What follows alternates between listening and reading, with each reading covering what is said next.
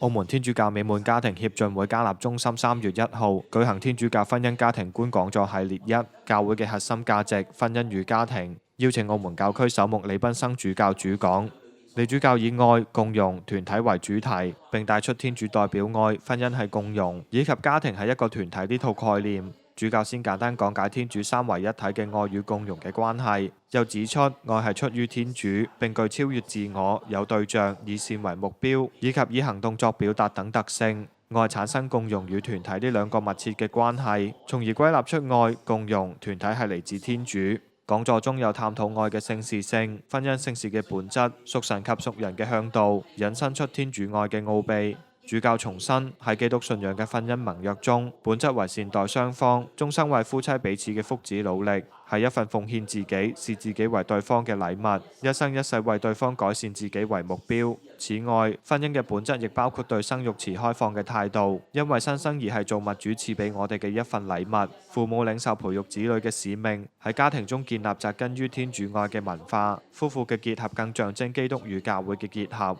該系列嘅講座合共有3場，其餘2場講座將喺今年7月及11月舉行。相關資料及報名詳情可瀏覽該會網站及臉書專頁。